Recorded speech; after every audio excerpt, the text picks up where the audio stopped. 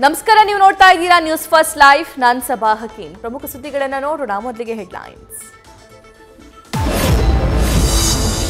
ಇದ್ದಿಲು ತುಂಬಿದ್ದ ಲಾರಿ ಗುದ್ದಿ ಇಬ್ಬರು ಬೈಕ್ ಸವಾರರ ದಾರುಣ ಸಾವು. ಕುಟುಂಬಸ್ಥರಿಂದ ಪ್ರತಿಭಟನೆ.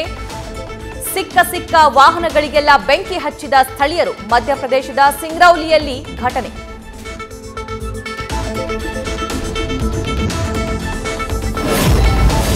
ವಿಜಯೇಂದ್ರರನ್ನ ಅಧ್ಯಕ್ಷರಾಗಿ ಮುಂದುವರೆಸಿದ್ರೆ ವಿಪಕ್ಷ ನಾಯಕರನ್ನ ಬದಲಿಸಿ.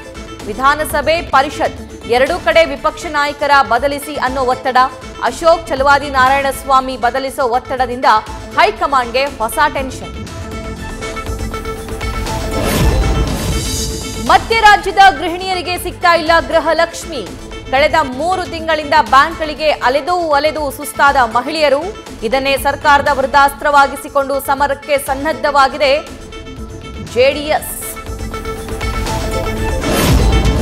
ಸಚಿವ ಸತೀಶ್ ಜಾರಕಿಹೊಳಿ ಗಮನಕ್ಕೆ ತರದೆ ಹಿಡಕಲ್ ಡ್ಯಾಂ ನೀರು ಧಾರವಾಡಕ್ಕೆ ಲಿಫ್ಟ್.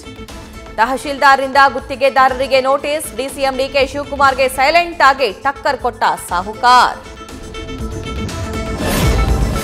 ದೇವಾಲಯ ಮಾದರಿಯ ಮದುವೆ ಮಂಟಪ. ನಾಳೆ ಸಪ್ತಪದಿ ತುಳಿಯಲಿರುವ ಡಾಲಿ ಧನ್ಯತಾ. ಇವತ್ತು ಆರತಕ್ಷತೆ. ನಿನ್ನೆ ಹಳದಿ ಶಾಸ್ತ್ರ. ನವ ಜೋಡಿಯನ್ನ ಹರಿಸಲಿರುವ ಹಿತೈಷಿಗಳು.